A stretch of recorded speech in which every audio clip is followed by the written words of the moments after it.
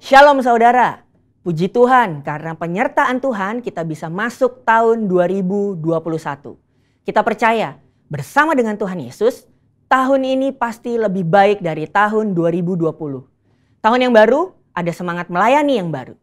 Ada 3 prinsip yang harus kita miliki untuk memasuki tahun integritas ini.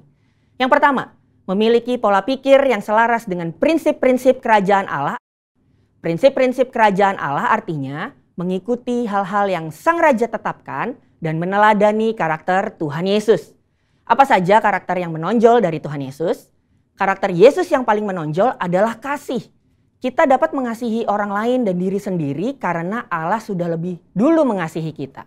Kasih manusia sangat terbatas dan kadang didasari oleh ada maunya. Tapi kasih Allah tidak terbatas dan tak bersyarat. Luar biasa kan? Roma 5 ayat yang ke-8 berkata, akan tetapi Allah menunjukkan kasih-Nya kepada kita oleh karena Kristus telah mati untuk kita ketika kita masih berdosa. Yuk terus belajar untuk memiliki karakter Yesus, yaitu kasih kepada semua orang. Ekspresi nyata dari kasih Kristus adalah mengampuni. Allah mau mengampuni kita, karena itu mari kita lepaskan pengampunan di awal tahun ini kepada siapa saja yang Roh Kudus ingatkan. Mengampuni bukan mengubah masa lalu, tetapi menjaga hati kita untuk tidak terikat dan terluka atas kejadian yang tidak menyenangkan. Ketika saudara mengampuni, hati kita dibebaskan dari perasaan negatif dan belenggu intimidasi. Karakter Kristus selanjutnya adalah memberi. Yesus betul-betul melayani para murid. Yesus fokus memberi teladan, waktu, dan hidupnya kepada murid. Dan lihat, apa yang 12 murid itu lakukan dampaknya sampai sekarang masih terasa. Itulah kekuatan dari memberi hidup. Yang kedua, memiliki pola hidup untuk memenuhi panggilan Tuhan. Dalam Kolose 3 ayat yang ke-17 dan 23, Allah menciptakan manusia agar kita memuliakan Dia. Bagaimana caranya? Yang pertama, gunakan semua talenta dan potensi untuk kemuliaannya. Apapun talenta dan potensi kita, gunakanlah untuk memenuhi panggilan Tuhan. Yang kedua, gunakan semua fasilitas, materi, dan kemampuan untuk menyelesaikan amanat agung. Ayo terlibat di dalam Pentakosta ketiga ini untuk menuntaskan amanat agung. Jangan berkata kita tidak bisa apa-apa, karena sesungguhnya Tuhan sudah berikan kita kemampuan untuk bekerja di ladangnya. Yang ketiga, memiliki gaya hidup, doa, pujian, dan penyembahan. Gaya hidup doa, pujian, dan penyembahan adalah DNA gereja kita. Dan ini adalah motor untuk kita bisa bergerak maju di dalam pelayanan. Pastikan memasuki tahun ini roh kita menyala-nyala di dalam Tuhan. Apakah saudara masih merindukan hadirat Tuhan? Hadirat Tuhan merupakan satu manifestasi kuasa Allah yang dapat dirasakan setiap anak-anaknya. Kita harus sesering mungkin masuk ke dalam hadirat Tuhan dan bertemu dengan Dia secara pribadi. Karena di dalam hadiratnya ada kelepasan, kekuatan, pemulihan, dan kesembuhan. Apakah saudara masih merindukan pengurapan dari Tuhan? Pengurapan adalah kemampuan ilahi yang memampukan kita untuk melayani Tuhan. Pribadi yang merindukan pengurapan Tuhan akan selalu dijauhkan dari kesombongan karena menyadari bahwa semuanya ini berasal dari Tuhan, bukan karena pengetahuan dan pengalaman belaka. Yang terakhir, masihkah kita menyembah Tuhan dengan roh kita? Bila kita sering berdoa dalam bahasa roh, maka roh kita akan lebih peka, sehingga kita akan lebih banyak mengetahui rahasia-rahasia sorgawi. 1 Korintus 14 ayat yang keempat berkata, orang yang berbahasa roh itu membangun dirinya sendiri. Memasuki tahun 2021, ayo jangan sampai roh kita kendor. Jadi, jika saya rangkum, ada 3 sikap yang perlu kita miliki di tahun ini. Hidup sesuai prinsip-prinsip kerajaan Allah, jalani hidup yang sesuai dengan kehendak Tuhan, dan giat berdoa, memuji, dan menyembah Tuhan. Saya percaya kita bersama-sama melangkah masuk ke tahun integritas dengan penuh semangat. Haleluya! Saudara, untuk penjelasan lebih lengkapnya dari tim teologi kami, jangan lupa buka link yang ada di atas atau scan QR Code yang tersedia. Tuhan Yesus memberkati.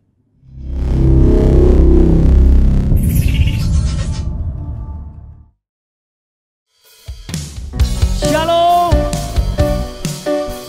Shalom Bapak Ibu Saudara terkasih.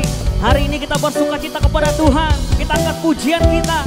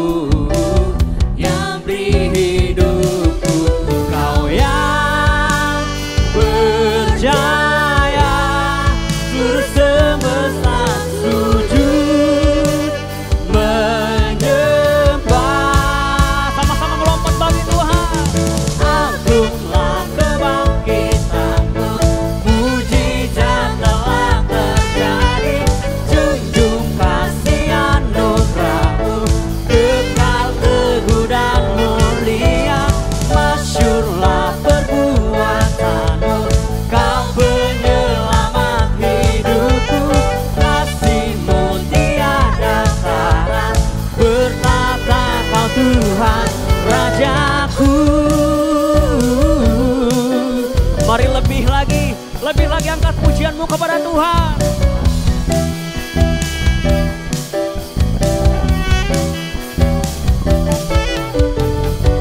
Bersyukurlah kepadanya, bawalah pujian bagi Dia, karena Dia Raja, Dia yang berkuasa. Tuhanlah kekuatanku, Mazmur dan keselamatanku, Dia penolongku yang beri hidup. Sama-sama nyatakan amin. Ya,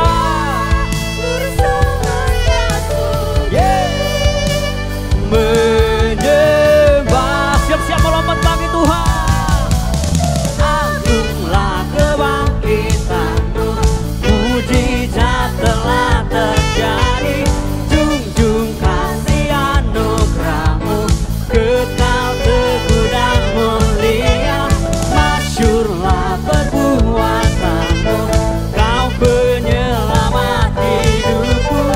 Kasih-Mu tiada tara, bertatalah Tuhan Rajaku. Engkau bertata Tuhan,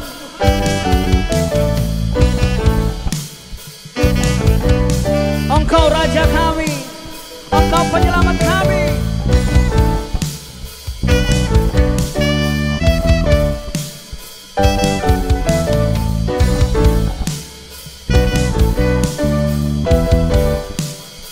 Mari sama-sama katakan, nyatakan. Percaya seluruh semesta sujud,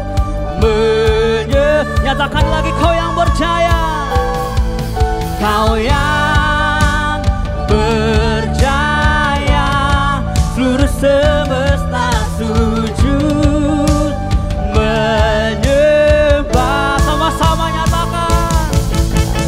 Agunglah kebangkitanmu, mujizat telah terjadi. Junjung kasih anugerahmu, kekal teguh dan mulia. Masyurlah perbuatanmu, Kau penyelamat hidupku. Kasih-Mu tiada tara, bertata Kau Tuhan Rajaku. Engkau bertata Tuhan, Engkau Raja kami.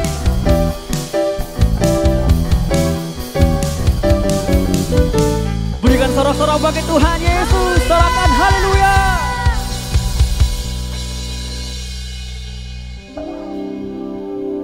Terima kasih Bapa, terima kasih Yesus, buat setiap kasih karunia-Mu Tuhan. Berkat-Mu yang terus Kau nyatakan dalam hidup kami Bapa. Hari ini Tuhan, kami datang Bapa dengan ucapan syukur kami Yesus. Kami bawa di hadapan-Mu Tuhan. Kami mau bersyukur Bapa. Kami mau bersyukur Tuhan untuk cinta-Mu Bapa, untuk kasih-Mu Yesus.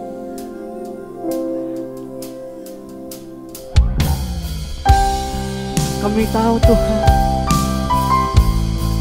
kasih-Mu sungguh dalam Tuhan, teramat dalam Yesus.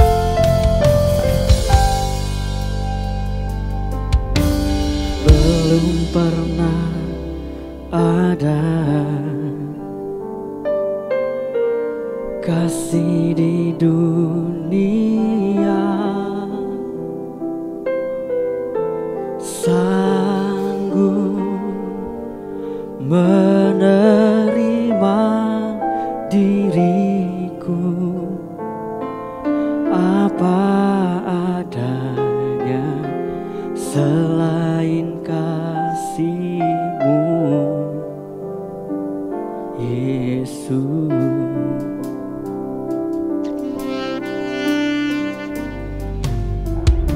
Sungguh tiada lagi kasih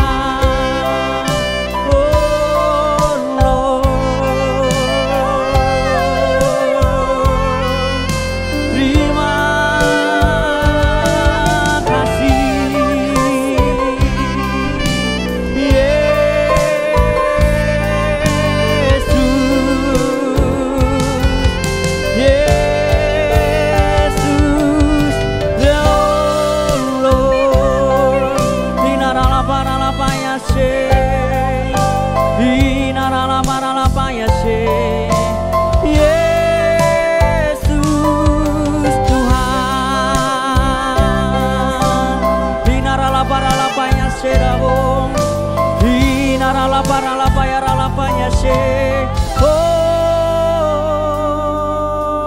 kau ku kagumi dalam hati, kasih-Mu tiada duanya. Sampai kini ku akui, kasih-Mu tiada duanya. Ku kagumi dalam hati, kasih-Mu tiada duanya. Sampai kini ku akui, kasih-Mu tiada duanya. Ku kagumi dalam hati, kasih-Mu tiada duanya. Sampai kini ku akui, kasih-Mu tiada duanya. Kau ku kagumi dalam hati, kasih-Mu tiada duanya. Bahkan sampai saat ini Tuhan, sampai kini ya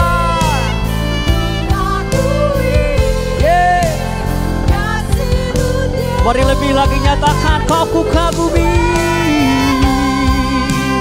ku kagumi dalam hati, kasih-Mu tiada duanya.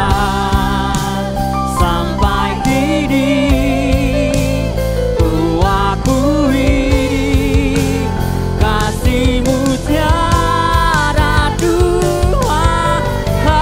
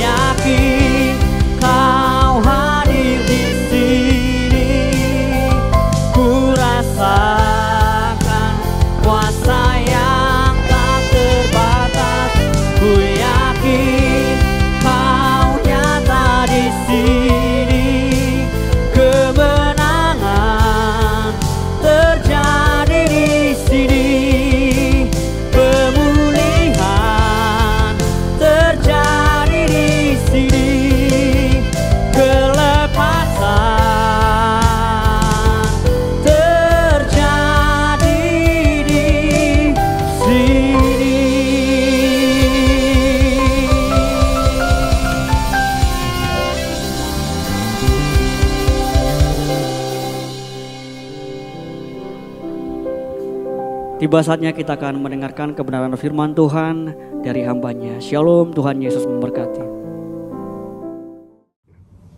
Shalom Bapak Ibu sekalian, kembali saya mengucapkan selamat tahun baru di tahun 2021. Biar Tuhan Yesus memberkati saudara semuanya berlimpah-limpah. Tuhan terus menjagai kita dari segala mara bahaya, dan Tuhan terus memberkati kita, menuntun kita untuk hidup semakin berkenan di hadapan Tuhan Yesus Kristus. Kita sudah melalui tahun 2020, tahun yang betul-betul tahun yang luar biasa. Ya, saya mau katakan luar biasa karena kita lihat banyak tantangan, kejutan yang belum, artinya kita tidak pernah pikirkan sebelumnya. Jadi seperti apa yang Gembala Sidang kita pernah dapatkan di awal atau akhir tahun 2019, bahwa tahun 2020 adalah tahun dimensi yang baru. Memang ini betul-betul sesuatu yang baru. Kejadian yang terjadi, arti COVID-19 ini merubah segala sesuatu pola hidup manusia. Dan semua banyak hal yang artinya Tuhan izinkan terjadi, yang artinya kita bisa melihat hanya Yesus Kristus Tuhan yang perlu ditinggikan, diagungkan. Hanya Yesus Kristus Tuhan yang kita bisa andalkan dalam hidup ini. Nah, mari Bapak sekalian, sebelum kita mendengar kebenaran firman Tuhan, saya mau ajak Bapak sekalian untuk kita berdoa bersama-sama. Kami mengucapkan syukur, terima kasih Tuhan, kalau kami boleh ada seperti kami ada Tuhan di bulan yang baru, Januari di tahun 2021 ini Tuhan. Semuanya karena kasih Tuhan, kebaikan Tuhan semata, di mana Tuhan sudah membawa kami memasuki tahun yang baru ini. Tuhan Yesus, biar Tuhan tuntun kami Tuhan, terangi pikir hati kami, untuk kami terus berjalan di dalam tuntunan-Mu Tuhan, sehingga kami akan terus Tuhan setia mengikuti Tuhan. Dan kami percaya Tuhan ada terang, ada sesuatu yang luar biasa yang Tuhan sediakan bagi orang-orang yang terus berharap mengandalkan Engkau Tuhan di dalam hidup kami ini. Urapi hamba-Mu, urapi kami semua, biar Tuhan Engkau sendiri memampukan hamba-Mu yang tidak ada apa-apa ini Tuhan, untuk bisa membawakan kebenaran firman-Mu dan bungkus setiap kami dengan darah-Mu kudus. Dan saat ini dengan otoritas daripada Tuhan Yesus Kristus, kami ikat, kami patahkan setiap siasat manusia dalam nama Yesus. Kami merubuhkan setiap kubu-kubu yang didirikan oleh keangkuhan, kesombongan manusia untuk menghalangi pengenalan akan Allah. Saat ini kami rubuhkan di dalam nama Yesus, dan kami mau tawat segala pikiran, dan kami mau taklukkan di bawah kaki-Mu Tuhan. Biar Roh Kudus yang berkuasa sepenuhnya atas pikir hati kami. Terima kasih Tuhan, biar hadirat-Mu melawat setiap kami dimanapun kami berada. Di dalam nama Yesus kami telah berdoa dan mengucapkan syukur. Haleluya. Amin. Nah, Bapak sekalian, kalau tahun 2020 kita dituntun Tuhan memasuki yang namanya tahun dimensi yang baru, yang kita bisa melihat itu semuanya kita sudah alami selama tahun 2020, baik yang baik maupun yang kurang baik. Nah, mari Bapak sekalian, memasuki tahun 2021 ini, Tuhan memberikan satu tema buat gereja kita melalui Gembala Sidang kita. Bicara tahun 2021 adalah tahun integritas, atau the year of integrity. Dan ini kebetulan sama dengan visi yang kebetulan Ketua Umum GBI kita mendapatkan, membangun karakter ilahi, bicara tentang karakter Kristus. Dan saya waktu dengar tentang bicara tentang integriti ini, saya bilang saya aminkan ini, sesuatu yang sangat penting, sesuatu yang artinya umat Tuhan harus tidak hanya mengetahui, tetapi harus melakukannya sebagai orang-orang yang percaya. Nah, Bapak sekalian, bagaimana integritas adalah sesuatu yang sangat penting di dalam setiap kehidupan kita sebagai manusia. Tanpa integritas itu, ada orang yang mengibaratkan manusia itu seperti ban yang flat atau bocor, ya, sehingga tidak bisa bergerak kemana-mana.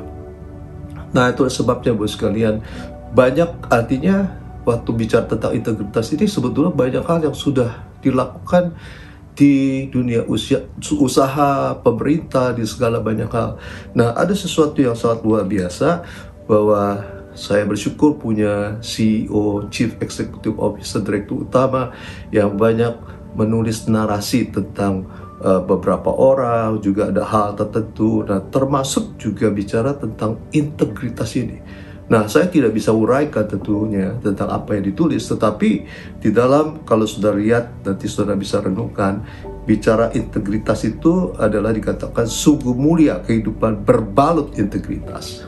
Nah, di situ berisikan tentang bagaimana seharusnya orang-orang yang mempunyai integritas melakukan segala sesuatunya, tentunya satu untuk Tuhan, untuk banyak orang sesama kita. Tidak hanya untuk kepentingan kita sendiri. Karena integritas membawa sesuatu yang sangat tentunya luar biasa. Nah, Bapak sekalian, jadi waktu saya lihat bicara tentang integritas ini di negara kita Indonesia, ini sedang istilahnya mengadakan satu reformasi mental. Yang kembali yang ditekankan soal integritas. Nah, saya ambil Bapak sekalian tentang apa yang ditulis, artinya digambarkan secara singkat, satu diagram yang bagus oleh KPK, Bapak sekalian. Nah, saudara lihat, itu dikatakan orang yang integral, ya. Saudara bisa lihat, dan juga kita bisa renungkan nanti di rumah. Saya tidak bahas ini secara panjang, ya. Dikatakan orang yang integral, dikatakan memiliki integritas pribadi, ya. Lalu dikatakan berkepribadian utuh. Setiap tindakan dan perilaku menunjuk pada nilai-nilai moral dan etika. Lalu dikatakan satunya perkataan dan perbuatan. Yang satunya lagi patuh pada kode etik yang telah disepakati, tidak melanggar sumpah jabatan. Lalu dikatakan lagi tidak tergoda melakukan penyelewengan dengan wewenang yang dimiliki, ya. Konsumerisme dan hedonisme, tata nilai dan ukuran moral masyarakat yang salah. Lalu manusia terpukau, terpedaya oleh uang dan kekuasaan. Itu orang yang punya integritas, tidak tergoda dengan hal-hal demikian. Lalu akhirnya dikatakan bahwa setiap mempunyai orang yang berintegral adalah menjadi panutan, role models, ya, untuk banyak orang. Nah, di situ ada digambarkan beberapa tokoh bangsa yang memiliki integritas yang sudah diakui, Bapak sekalian. Ya, ada gambarnya, ya, bukan foto yang sebenarnya, tetapi dalam bentuk seperti kartun ini. Nah, rupanya Bapak sekalian, di institusi pemerintah sendiri sudah ada yang namanya ZI, yang bicara tentang zona integritas, di mana setiap unit kerja di dalam pemerintahan itu mulai artinya menjalankan prinsip-prinsip integritas ini supaya apa? Supaya negara, ya, pemerintah ini menjadi pemerintahan yang berkualitas, yang bersih, yang punya skala, tidak hanya skala Indonesia tetapi skala internasional yang diharapkan di tahun, kalau nggak salah, 2025, maka Indonesia menjadi negara yang luar biasa kalau setiap artinya bangsa Indonesia mengerti betapa perlunya artinya membangun integritas di dalam kehidupan berbangsa dan negara. Nah, Bapak sekalian, oleh karena itu sangat disayangkan kalau kita ini sebagai umat Kristen, ya, tertinggal, ya, atau sebatas tahu tapi kita tidak melakukan, tidak artinya seperti orang-orang lain melakukan sekarang bicara tentang integritas ini.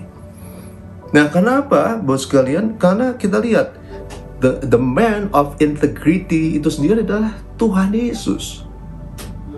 Tuhan Yesus dikatakan, Bapak sekalian, ya, Tuhan Yesus itu tetap sama baik kemarin maupun hari ini sampai selama-lamanya. Tuhan Yesus tidak pernah berubah. Salah satu prinsip di dalam integritas adalah orang itu tetap sama di dalam prinsip yang benar, Bapak sekalian, prinsip kebenaran dahulu, sekarang, dan selama-lamanya. Tuhan Yesus sudah memberi contoh, bahkan apa yang dijanjikan Tuhan, kan Tuhan artinya berjanji, Dia tidak pernah berdusta. Itu bagian daripada prinsip-prinsip integritas itu. Bahkan Tuhan menunjukkan bagaimana ketulusan dengan orang lain, mempunyai belas kasihan kepada orang lain. Nah, itulah sebabnya, Bapak sekalian, kalau kita lihat di dalam 1 Yohanes pasal kedua ayat ke-6, ya, firman Allah berbicara demikian, dikatakan, barang siapa mengatakan bahwa ia ada di dalam Dia, di dalam Yesus, artinya ia wajib hidup sama seperti Kristus telah hidup. Jadi kan ironis kalau istilahnya orang-orang Kristen yang mengaku menjadi penyembah Tuhan, pengikut Yesus, tapi kita tidak hidup seperti Kristus hidup, seperti yang Tuhan sudah tunjukkan soal integritas ini. Banyak orang mungkin punya waktu untuk muji nyembah Tuhan, berdoa mungkin, baca Alkitab, tapi selama tindakan perbuatannya tidak sama dengan apa yang dia pelajari, yang dia dapat daripada Tuhan, maka itu bicara orang tersebut tidak mempunyai integritas di dalam hidupnya. Nah, itulah sebabnya betapa pentingnya integritas ini di dalam setiap kehidupan orang-orang percaya. Kenapa? Saudara dan saya ini dikatakan oleh Tuhan menjadi terang dan garam. Kita harus menjadi contoh bagi orang-orang yang berada di sekitar kita untuk melakukan hal yang baik, hal yang artinya jujur, penuh tanggung jawab, memperhatikan orang lain, memperhatikan kepentingan banyak orang, supaya terjadi sesuatu yang tentunya baik buat kita semua, ya, buat bangsa negara kita ini. Nah, Bapak sekalian, ada beberapa hal kenapa integritas ini penting di dalam setiap kehidupan orang-orang percaya. Karena ini tanpa kita bisa melakukan artinya hal ini, saya pikir sangat sayang, karena integritas bicara tentang karakter Kristus yang harus dimiliki oleh setiap orang-orang yang percaya. Tanpa memiliki karakter Kristus, Bapak sekalian, maka apa yang terjadi? Ya, sia-sialah apa yang kita lakukan. Karena Tuhan Yesus pernah berkata, bukan kamu yang memilih aku, tetapi aku yang sudah memilih kamu, aku yang memilih kamu, dan aku sudah menetapkan engkau pergi dan menghasilkan buah. Apa itu buah? Buah bicara tentang salah satunya adalah integritas atau karakter Yesus yang direfleksikan di dalam Galatia bicara tentang buah roh itu. Nah, Bapak sekalian, coba kita lihat, integritas sangat dipentingkan. Karena apa? Tanpa integritas, maka kita tidak akan bisa masuk di dalam kerajaan surga tentunya. Nah, yang pertama dikatakan, integritas itu perlu untuk kita bisa masuk di dalam kehidupan yang kekal. Nah, di dalam Mazmur pasal ke-24 yang pertama, itu dikatakan, ya, dikatakan, Tuhanlah yang punya bumi serta segala isinya, dan dunia serta yang diam di dalamnya, ya. Lalu kalau kita loncat di dalam ayat yang ketiga dikatakan, siapakah yang boleh naik ke atas gunung Tuhan? Siapakah yang boleh berdiri di tempat yang kudus? Orang yang bersih tangannya dan murni hatinya, yang tidak menyerahkan dirinya pada penipuan dan yang tidak bersumpah palsu. Dialah yang akan menerima berkat dari Tuhan dan keadilan dari Allah yang menyelamatkan dia. Jadi Bapak sekalian, untuk datang ke gunung Tuhan, itu bicara hadirat Tuhan, diperlukan satu kondisi keadaan di mana dikatakan hanya orang yang bersih tangannya dan murni hatinya. Ya, Bapak sekalian, hadirat Tuhan bicara, kalau kita bicara kekekalan, ya itu bicara His presence, hadirat Tuhan. Kekekalan kita berjumpa dengan Tuhan Yesus Kristus. Tidak ada satupun manusia yang berdosa bisa menghampiri tatanya. Itu sebabnya dikatakan hanya orang yang bersih tangannya dan murni hatinya. Jadi bersih tangannya bicara tentang kelakuan perbuatan yang bersih, yang tidak melanggar tentunya hukum Tuhan, ya, hukum moral, Bapak sekalian, hukum yang ada di negara, yang ada di dalam bersangkutan, Bapak sekalian. Bahkan tidak itu saja, Bapak sekalian, karena ada orang melakukan hal baik, tetapi kalau hatinya tidak murni, hatinya tidak tulus, hatinya dijerat dengan segala hal yang jahat, maka juga tidak bisa. Jadi bicara tentang sikap, bicara sesuatu yang bisa dilihat oleh manusia, yang hati hanya Tuhan yang bisa melihat. Itu dikatakan sikap dan hati kita adalah yang benar. Itu bicara tentang bahwa setiap kita semua harus memiliki integritas dalam hidup kita sebagai orang-orang percaya.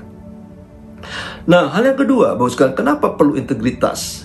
Nah, di dalam Yohanes pasal ke-15 ayat 16, Bapak sekalian, dikatakan, bukan kamu yang memilih aku, tetapi akulah yang memilih kamu, dan aku telah menetapkan kamu supaya kamu pergi dan menghasilkan buah, dan buahmu itu tetap. Nah, dengar baik-baik Bapak sekalian. Jadi kita dipilih oleh Tuhan, kita artinya dibenarkan, diampuni dosa kita, Bapak sekalian, untuk kita menghasilkan sesuatu dalam hidup kita, yaitu buah. Yang diharapkan oleh Tuhan adalah buah. Bicara karakter Kristus itu telah muncul di dalam setiap kehidupan kita. Nah, bahkan dikatakan supaya apa yang kamu minta kepada Bapa dalam namaku itu diberikan kepadamu. Tetapi ada satu hal yang ditujukan di sana, Bapak sekalian, bahwa supaya Bapa itu dipermuliakan. Dengan kita menghasilkan sesuatu di dalam setiap kehidupan kita ini, Bapak sekalian, memiliki integritas, nama Tuhan Yesus itu dipermuliakan, ditinggikan. Nah, di dalam Matius pasal kelima ayat 15, ya, bicara tentang, dikatakan begini, Bapak sekalian, ya. Lagi pula orang tidak menyalakan pelita untuk meletakkan di bawah gentang, melainkan di atas kaki dia, sehingga menerangi semua orang di dalam rumah itu. Demikian hendaklah terangmu bercahaya di depan orang, supaya mereka melihat perbuatanmu yang baik dan memuliakan Bapamu yang di surga.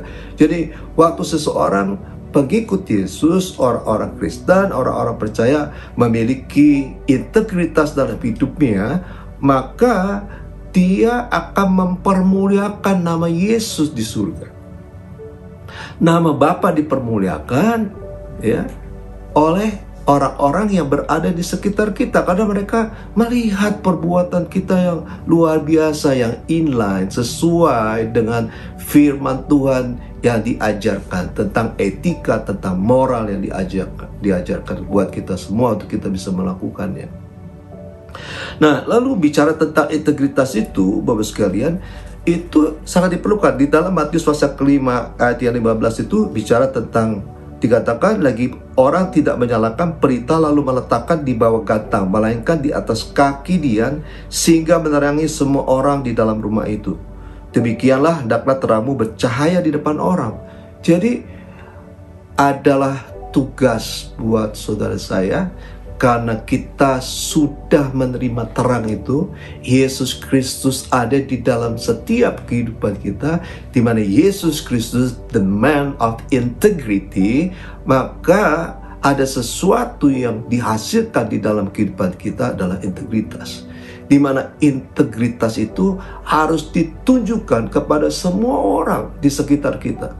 Karena mereka akan melihat, mereka tidak peduli tentang mungkin orang mau ke gereja, tetapi mereka melihat bagaimana hasil daripada apa yang kita lakukan, intimasi dengan Tuhan itu menghasilkan apa, yang tentunya dikatakan akan mempermuliakan nama Tuhan Yesus Kristus. Justru orang tidak terkesan dengan seberapa banyak kita artinya baca Alkitab. Orang tidak terkesan dengan berapa banyak waktu yang kita miliki, istilahnya dengan kita ke gereja, kita beribadah. Tapi ada satu hal yang mereka lihat, bagaimana kehidupan saudara saya. Apakah kita ini menjadi saksi Tuhan? Apakah kita menjadi terang, menjadi garam? Atau mungkin justru dengan perbuatan kita, nama Tuhan Yesus dipermalukan, ya, nama Tuhan dihujat karena kita. Nah, itu sebabnya Bapak sekalian, penting buat setiap kita untuk memiliki kehidupan yang penuh dengan integritas.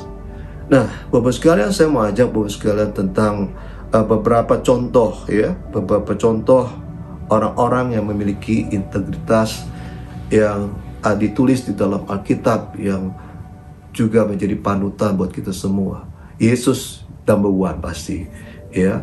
Nah, di dalam kitab Daniel pasal pertama ayat yang ke-7 dikatakan bagaimana Daniel dan ketiga temannya mendapat kesempatan untuk mereka boleh dipersiapkan menjadi penasehat, menjadi orang-orang yang dilibatkan di dalam pemerintahan di negara di mana mereka dibuang. Jadi ini suatu kondisi yang buruk, kondisi yang tidak baik bagi orang-orang di bawah jajahan, di bawah kuasa otoritas orang lain, bangsa lain. Tetapi justru Tuhan menciptakan suatu kesempatan buat mereka. Nah, tetapi apa yang dilakukan oleh Daniel dan kawan-kawannya? Nah, ini orang berintegritas. Dikatakan begini, pemimpin pegawai istana itu memberi nama lain kepada mereka. Daniel dinamai Belshazzar, Hananya dinamai Sadrach, Misael dinamai Mesah, dan saya dinamai Abednego. Nah, Daniel berketetapan untuk tidak menajiskan dirinya dengan santapan raja dengan anggur yang biasa diminum raja. Dimintanyalah kepada pemimpin pegawai istana itu supaya ia tidak usah menajiskan dirinya. Saudara kasih Tuhan, di dalam kondisi yang sulit tiba-tiba ada kesempatan, ya, yang diberikan kepada Daniel dan kawan-kawannya. Mereka dipersiapkan untuk menjadi orang-orang, menjadi penasehat raja, orang-orang yang terlibat di dalam pemerintahan. Dan itulah sebabnya mereka dikasih privilege, dikasih sesuatu yang luar biasa, makanan, minuman, juga hal-hal yang lain, fasilitas yang lain. Tetapi kita lihat bahwa Daniel dan teman-temannya berketetapan. Mereka memutuskan hati mereka untuk tidak menjamah yang najis. Nah, ini kita perlu untuk kita miliki. Mungkin di dalam keadaan yang sulit, pekerjaan artinya kehilangan pekerjaan, mungkin pendapatan berkurang, mungkin banyak orang-orang yang menawarkan segala sesuatu yang untuk artinya kita bisa menghasilkan uang, menghasilkan income tambahan, tetapi dengan cara yang salah. Sebagai orang-orang yang berintegritas, maka kita harus mempunyai prinsip untuk menolak itu, untuk tidak melakukan hal-hal yang menyalahi firman Tuhan, menyalahi norma-norma sosial, norma-norma istilahnya moral, Bapak sekalian. Karena saya banyak dengar, Bapak sekalian, mungkin ada pria yang masih muda, wanita yang masih muda, di dalam kesulitan keuangan lalu ditawari untuk suatu pekerjaan, menjual dirinya. Kalau orang mempunyai integritas di dalam hidupnya, maka dia akan menolak. Tidak, saya tidak akan menajiskan hidup saya hanya untuk sesuap nasi, untuk sesuatu yang artinya hal-hal yang saya perlukan. Saya akan tetap ikut firman Tuhan, saya mau hidup kudus. Itu bicara integritas yang sudah ditunjukkan oleh seorang yang bernama Daniel dan 3 temannya itu.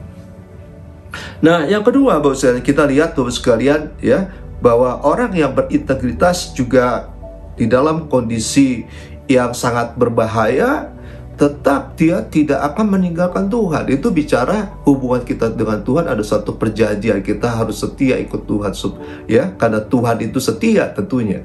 Nah, kita lihat lagi contoh Daniel, Bapak sekalian, bagaimana di dalam suatu pemerintahan waktu itu raja berganti raja, lalu Raja Darius pemerintah. Banyak orang-orang artinya iri hati kepada Daniel dan teman-temannya karena Daniel diberikan artinya kedudukan yang luar biasa, diberkati luar biasa. Lalu mereka mencari kesalahan Daniel tapi tidak pernah menemukannya, dan mereka melihat ada satu kelemahan yang mereka bisa pakai, yaitu mereka artinya meminta kepada artinya Raja Darius, ya, untuk membuat satu ketetapan bahwa dalam 1 bulan tidak boleh satu manusia pun yang ada di dalam pemerintahan itu meminta sesuatu kepada dewa, kepada kepercayaan lain kecuali kepada Darius.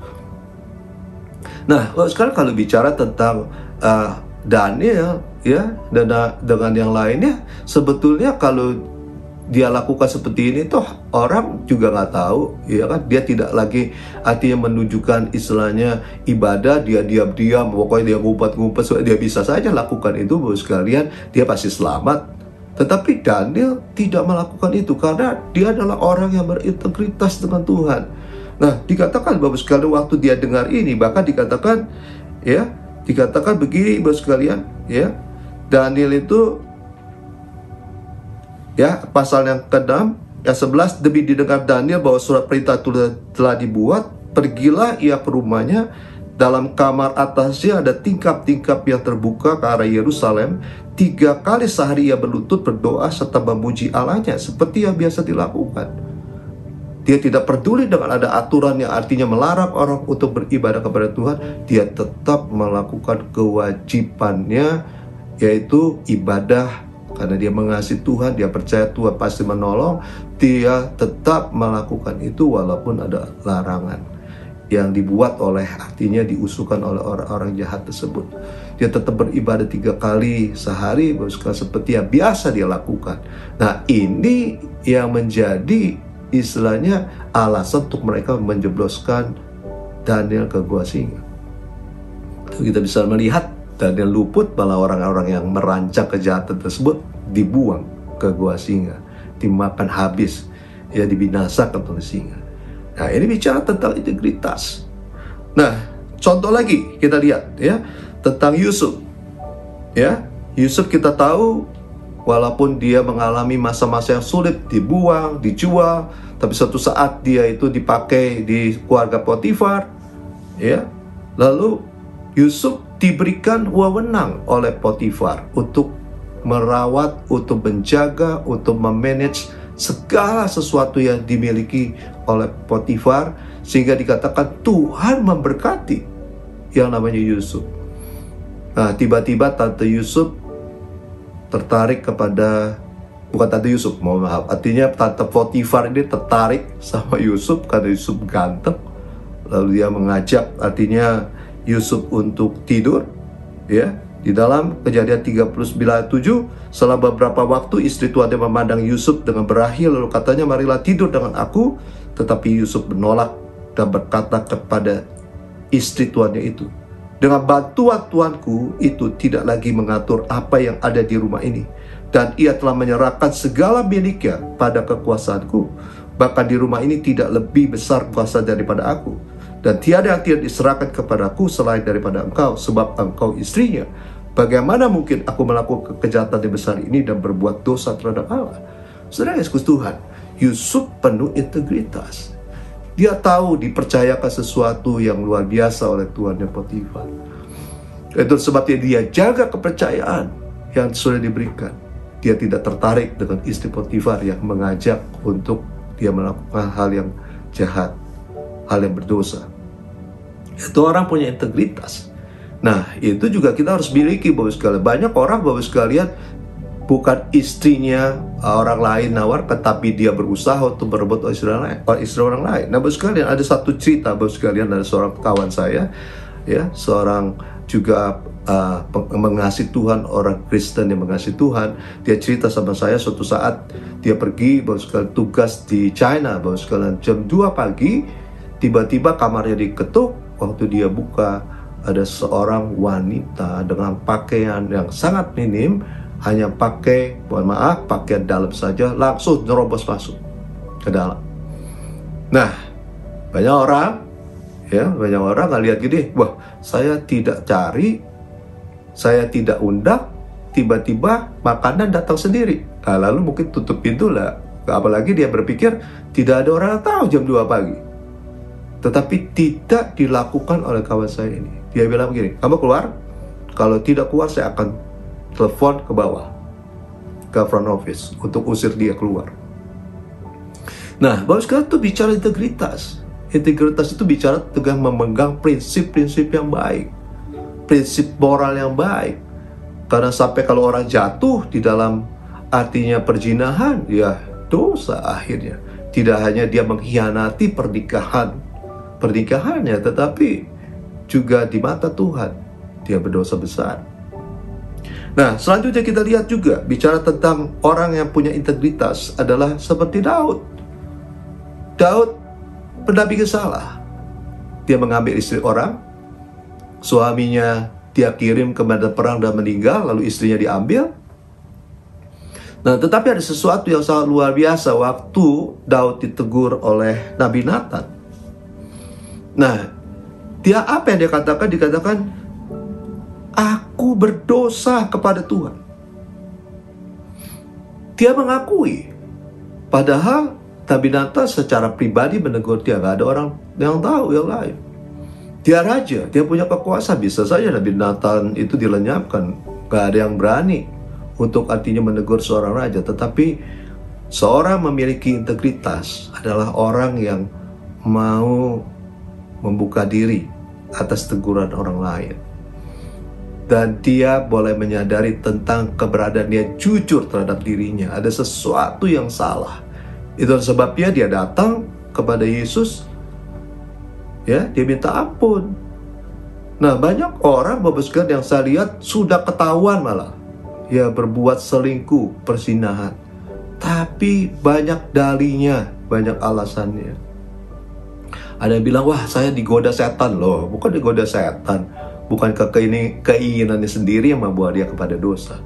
Ada lagi yang beralasan karena, wah, perempuan ini sih yang nguberin saya terus, teleponin saya terus. Ya, itu bukan alasan. Orang yang punya integritas, dia akan pegang prinsip untuk tidak jatuh, tentunya di dalam dosa perzinaan.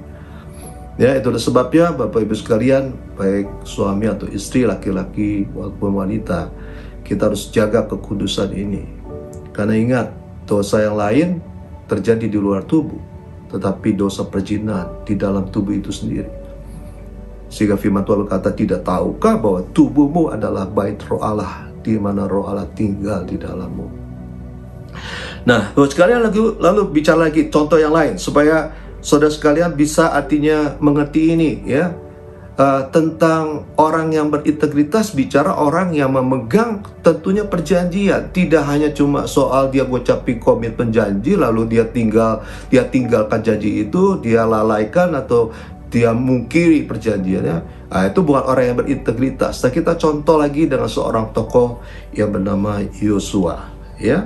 Nah, Bapak sekalian, di dalam Yosua pasal ke-9 itu, Bapak sekalian, lalu dikatakan, lalu orang-orang Israel mengambil bekal orang-orang itu, tetapi tidak meminta keputusan Tuhan. Maka Yosua mengadakan persahabatan dengan mereka dan mengikat perjanjian dengan mereka bahwa ia akan membiarkan mereka hidup.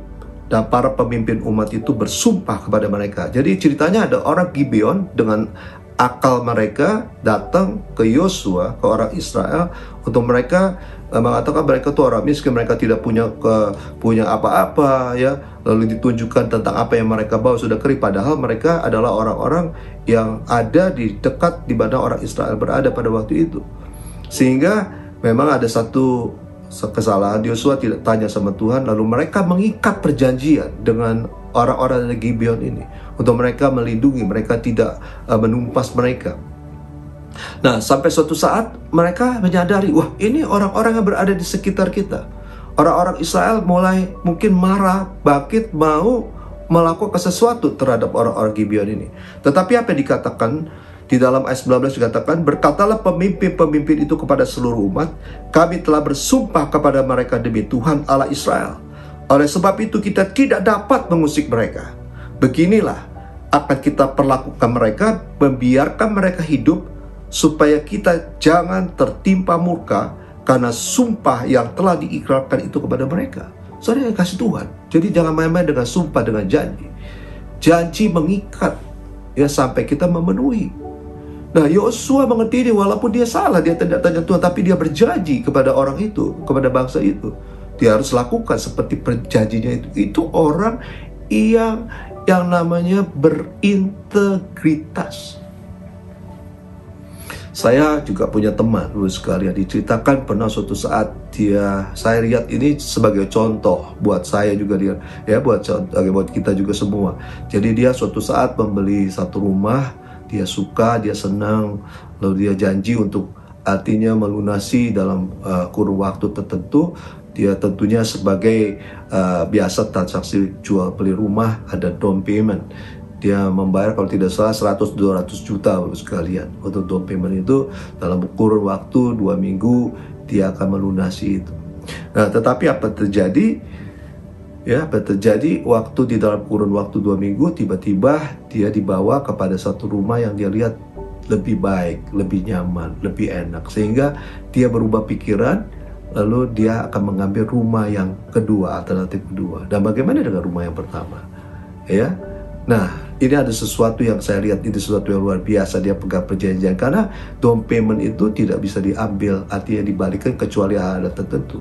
Lalu dia merelakan yang 100 juta itu atau 200 juta, saya lupa bahwa jumlahnya, ya. Lalu dia mengambil rumah ini tanpa dia harus ribut dengan orang-orang atau agen penjualan tersebut. Nah, itu bicara integritas, bahwa dia menjanjikan sesuatu, ya, di dalam waktu kondisi dia tidak bisa penuhi, dia merelakan. Mungkin itu suatu kerugian, tetapi saya percaya orang yang berintegritas yang seperti itu diberkati Tuhan berlimpah-limpah. Tuhan akan mengembalikan berlimpah-limpah. Ingat, kita harus pegang perjanjian, komitmen kita. Ya, dengan siapapun juga. Mungkin saudara bekerja, ada satu komitmen yang saudara sudah tanda tangani di sana sebagai saudara menjadi staf dan karyawan harus mematuhi ini, mematuhi itu, Bapak sekalian, kita harus lakukan itu. Dan mungkin juga saudara sebagai pelayan-pelayan Tuhan, saudara punya komitmen. Setahu saya ada komitmen letters yang ditulis, ditandatangani. Dan sebagai orang yang punya integritas, kita harus pegang kepada apa yang kita sudah sepakati. Apalagi itu dengan Tuhan tentunya.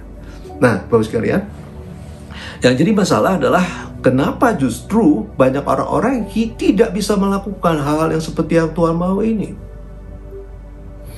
Ya, tidak bisa melakukan, artinya orang-orang di dunia mulai bicara tentang dunia usaha, di pemerintahan, di bangsa kita, bicara integritas, sesuatu yang sangat penting yang harus dilakukan bagi setiap orang. Nah, kenapa demikian? Nah, saya lihat di dalam Matius pasal yang ke-15 ayat yang ke-18, Bapak sekalian. Nah, ini kembali bicara tentang hati, ya, hati kita nih. Karena segala sesuatu itu berasal dari hati kita semua.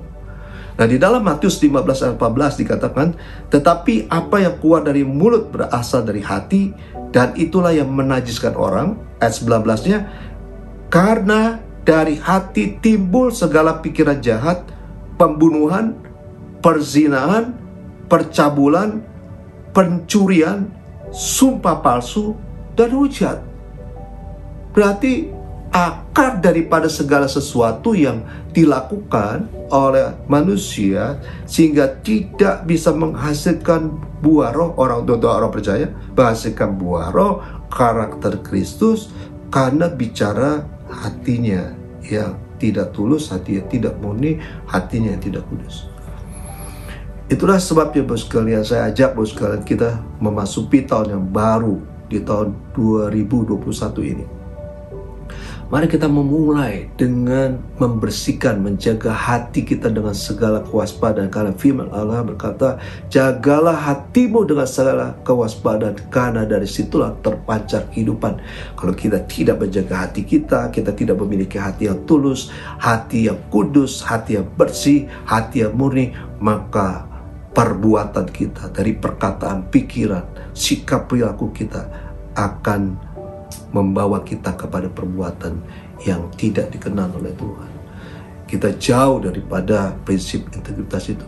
Nah, di dalam Yesaya pasal 36, Bapak sekalian, ya, ini saya ajak Bapak sekalian untuk kita ini bisa sungguh-sungguh datang kepada Tuhan. Saya percaya kalau setiap orang yang memiliki kerendahan hati, punya integritas, kalau firman Tuhan ini menegur saudara akan, oh iya, ada sesuatu yang belum beres di dalam hati saya ini. Saya harus bereskan. Nah, di dalam Yesaya 36 dikatakan begini, aku akan mencurahkan kepadamu air jernih yang akan mentahirkan kamu dari segala kenajisanmu, dari semua berhalamu, aku akan mentahirkan kamu. Ya, jadi seseorang waktu bertobat kepada Yesus Kristus Tuhan, Bapak sekalian, dari segala kesalahan kita, maka Tuhan bilang, aku akan mencurahkan kepada saudara saya air yang jernih yang akan mentahirkan kita dari segala kenajisan, dari semua berhala. Nah, lalu dikatakan, kamu akan kuberi hati yang baru dan roh yang baru di dalam batinmu, dan aku akan menjauhkan dari tubuhmu hati yang keras, dan kuberikan kepadamu hati yang taat. Jadi waktu kita bertobat, terima Yesus menjadi Tuhan dan Juru Selamat, kita minta ampun atas segala dosa dan kesalahan kita, maka Tuhan akan menguduskan, mentahirkan kita kembali, sehingga kita akan diberikan hati yang baru, roh yang baru, hati yang taat. Nah, ayat 27 dikatakan, rohku akan kuberikan diam di dalam batinmu, dan aku akan membuat kamu hidup menurut segala ketetapanku, dan tetap berpegang pada peraturan-peraturanku dan melakukannya. Jadi setelah kita dikuduskan hatinya, diberikan hati yang baru, roh yang baru, Roh Kudus akan dicurahkan buat kita semua. Kita berada di era Pentakosta ketiga ini, dan Roh Kudus akan memampukan untuk setiap kita untuk hidup menurut ketetapan Tuhan dan berpegang kepada peraturannya, ya, peraturan-peraturan dan melakukannya. Lalu dikatakan, dan kamu akan diam di dalam negeri yang telah kuberikan kepada nenek moyangmu, dan kamu akan menjadi umatku, dan aku akan menjadi Allahmu. Wah, ini sesuatu yang sangat luar biasa tentunya. Bagi setiap orang yang memiliki integritas dalam hidupnya, wah pasti diberkati oleh Tuhan. Orang yang memiliki integritas, kejujuran, Bapak sekalian, itu laku di mana-mana, dicari oleh banyak orang. Orang akan mau memanfaatkan, menggunakannya, Bapak sekalian, ya, meminta pertolongannya untuk menjadi sabda karyawan apapun di dalam tugas pekerjaan untuk membawa satu perusahaan menjadi perusahaan yang maju tentunya. Nah, mari Bapak sekalian, saya ajak Bapak sekalian untuk kita berdoa bersama-sama.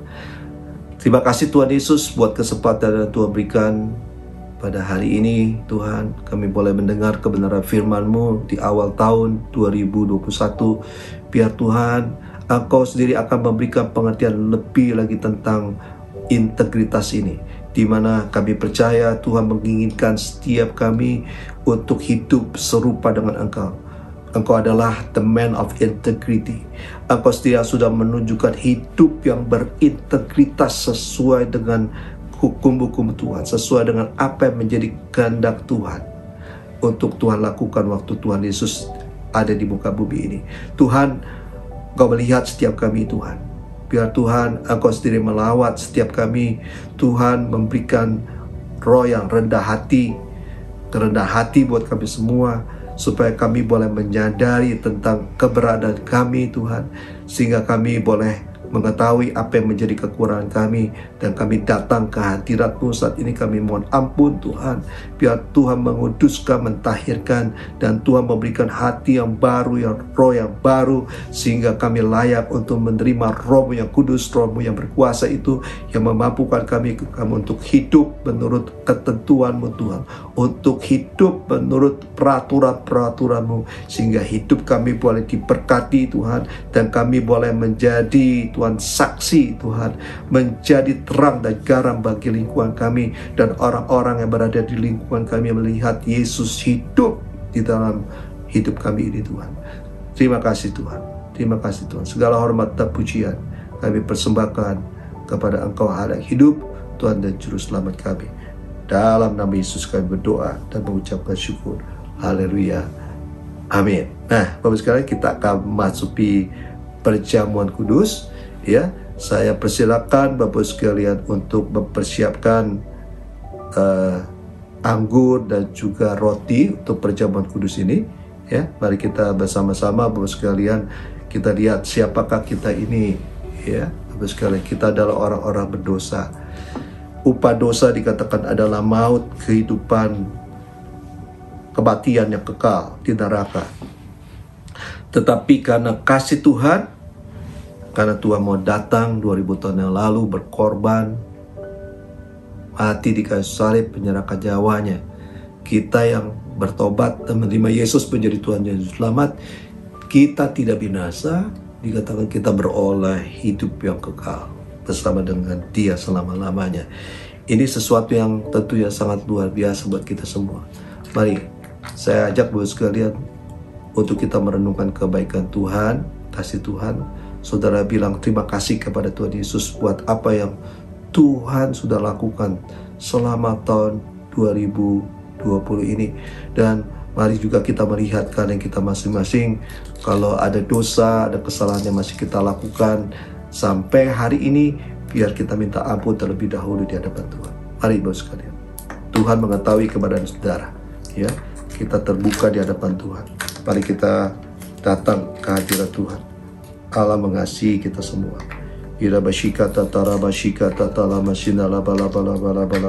Engkau baik Tuhan, Engkau Allah yang luar biasa buat setiap kami Tuhan Yesus. Biar Tuhan, Engkau yang mengetahui keberadaan kami Tuhan. Biar saat ini juga Tuhan, kami datang ke hadirat-Mu Tuhan. Engkau mengetahui Tuhan Yesus kelemahan yang kami masih miliki, Tuhan Yesus kebiasaan yang buruk masih kami miliki. Dan saat ini Tuhan, biar kami mohon ampun di hadapan-Mu Tuhan. Biar Tuhan menguduskan, mentahirkan kami kembali, sehingga kami Tuhan Yesus layak untuk masuk di dalam perjamuan kudus ini. Dan kami percaya waktu kami makan roti yang merupakan tubuh-Mu, minum anggur yang merupakan darah-Mu dengan cara yang benar, kami akan diberkati Tuhan. Yang sakit masih disembuhkan, yang lemah dikuatkan, bahkan yang kekurangan akan diberikan oleh Tuhan kelimpahan yang luar biasa. Terima kasih Tuhan Yesus, terima kasih Tuhan. Pimpin kami Tuhan dalam perjamuan kudus ini. Terima kasih Tuhan. Mari Bapak sekalian, kita akan masuk dalam perjamuan kudus. Sebab apa yang telah kuteruskan kepadamu telah aku terima dari Tuhan, yaitu bahwa Tuhan Yesus pada malam waktu Ia diserahkan mengambil roti. Mari kita angkat roti di tangan kanan kita tinggi-tinggi. Dan sesudah itu Ia mengucapkan syukur atasnya. Ia memecah-mecahkan dan berkata, inilah tubuhku yang diserahkan bagi kamu. Perbuatlah ini menjadi peringatan akan aku. Jemaat yang dikasihi Tuhan, bukankah roti yang kita pecah-pecahkan adalah persekutuan dengan tubuh Kristus? Mari kita makan dalam nama Yesus.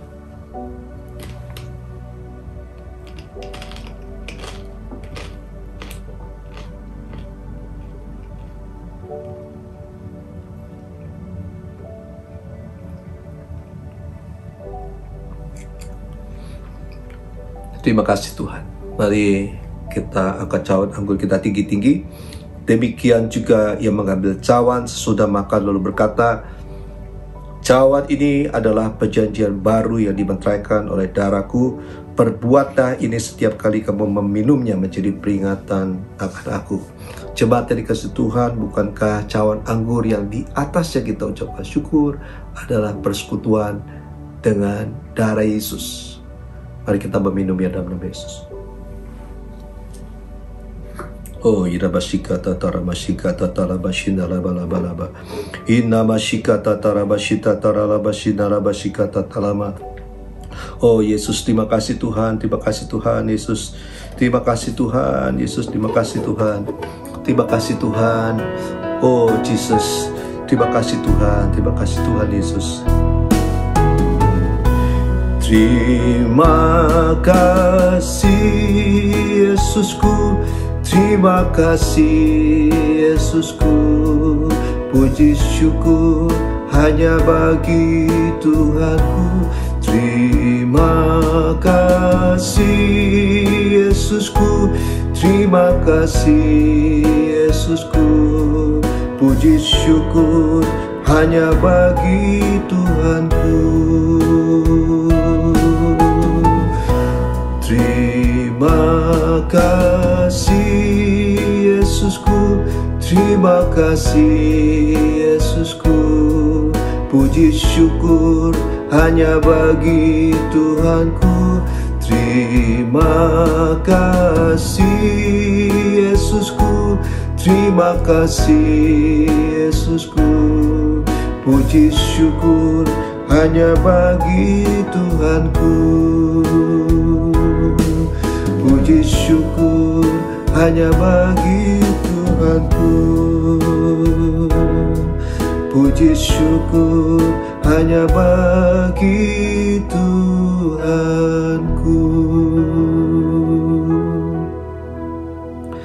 Terima kasih Tuhan buat perjamuan kudus ini. Tuhan, hamba-Mu berdoa buat jemaat-Mu. Mari jemaat yang ada di rumah, dimanapun saudara berada, anak-anak, sekolah minggu, juga para anak-anak muda, angkat tangan di hadapan Tuhan. Tuhan Yesus, Kau melihat Tuhan Yesus umat-Mu Tuhan yang berada di rumah, dimanapun mereka berada Tuhan. Tuhan, berikan pengertian betapa pentingnya kami ini memiliki integritas di dalam hidup kami, sehingga Tuhan Yesus, Tuhan, ini adalah satu jaminan bahwa waktu kami berbuah Roh Kudus, memiliki karakter Kristus, kami akan masuk di dalam kerajaan kekal, kehidupan yang kekal, berjumpa secara pribadi dengan Tuhan Yesus Kristus. Dan Tuhan beri pengertian betapa pentingnya kami memiliki integritas, sehingga Bapa dipermuliakan di dalam kehidupan kami Tuhan. Dan kami percaya Tuhan, waktu kelakuan tindakan kami selaras dengan apa yang kami katakan, apa yang kami pikirkan, semuanya Tuhan, tindakan itu sesuai dengan firman Tuhan, sesuai dengan hukum-hukum yang lain Tuhan, yang norma-norma yang ada Tuhan.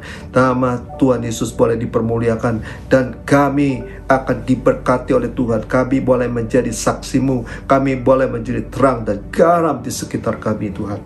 Terima kasih Tuhan Yesus, berkati umat-Mu yang sekolah Tuhan Yesus, anak-anak yang sekolah, anak-anak yang kuliah, bahkan jemaat-Mu yang bekerja, yang berusaha, diberkati oleh Tuhan berlimpah-limpah. Keluarga-keluarga diberkati Tuhan, satukan mereka dengan tali kasih-Mu Tuhan, sehingga mereka menjadi keluarga yang kuat, keluarga yang berbahagia. Walaupun di dalam pandemi COVID-19 ini ini mereka akan teguh setia mengikuti Tuhan Yesus Kristus. Terima kasih Tuhan. Terima kasih Tuhan Yesus. Terima kasih, jagai terus setiap kami Tuhan untuk hidup di dalam kebenaran firman-Mu Tuhan sepanjang 2021 ini bahkan selama-lamanya. Terima kasih Tuhan Yesus. Terima kasih Tuhan. Dalam nama Yesus kami berdoa. Haleluya. Amin. Nah, baru sekali kita akan bacakan bersama-sama tentang arti Pentakosta yang ketiga sebelum kita menerima doa berkat. Ya, saya akan bacakan. Saudara juga boleh ikuti ini. Ya, yang dimaksud dengan Pentakosta ketiga, yang pertama adalah Pentakosta ketiga adalah pencurahan Roh Kudus yang dahsyat di zaman now, melebihi yang terjadi di Azusa Street. 2. Pentakosta ketiga mengakibatkan penuhan jiwa yang terbesar dan terakhir sebelum Tuhan Yesus datang kembali. 3. Pentakosta ketiga akan membangkitkan generasi Yeremia, yaitu anak-anak muda yang dipenuhi Roh Kudus, cinta mati-matian kepada Tuhan Yesus, tidak kompromi terhadap dosa, dan akan bergerak untuk memenangkan jiwa. 4. Pentakosta ketiga lahir di Indonesia dan bergerak ke bangsa-bangsa. Gerakan ini dari timur ke barat dan akan kembali ke Yerusalem. Yang kelima, Pentakosta ketiga akan memberi kuasa untuk menyelesaikan amanat agung, dan setelah itu Tuhan Yesus datang kembali. Amin.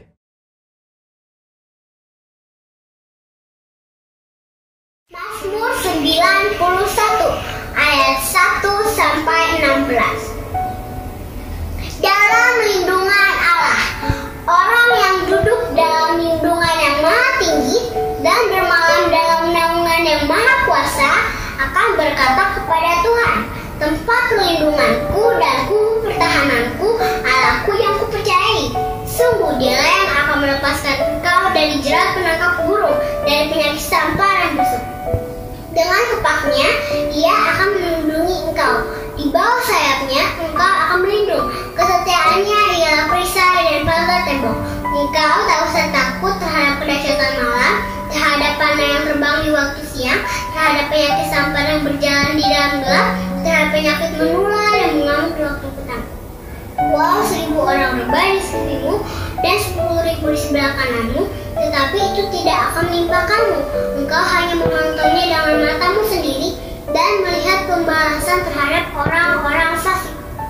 Sebab Tuhan ialah tempat perlindunganku, yang maha tinggi telah kau buat tempat perteduhanmu. Malapetaka tidak akan menimpa kamu, dan tulah tidak akan mendekat kepada kemahmu. Sebab malaikat-malaikatnya akan diperintahkannya kepadamu untuk menjaga engkau di segala jalanmu. Mereka akan menantang engkau di atas tangannya, supaya kakimu jangan terjatuh kepada batu. Singa dan ular gedung akan kau langkahi, engkau akan menginjak anak singa dan ular naga.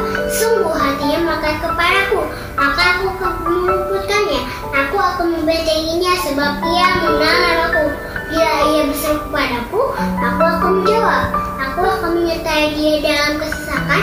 Aku akan meluputkannya dan memuliakannya. Dengan panjang umur akan kukenyangkan dia, dan akan kuperlihatkan kepadanya keselamatan daripadaku. Amin. Stay healthy. God bless you. Bye-bye.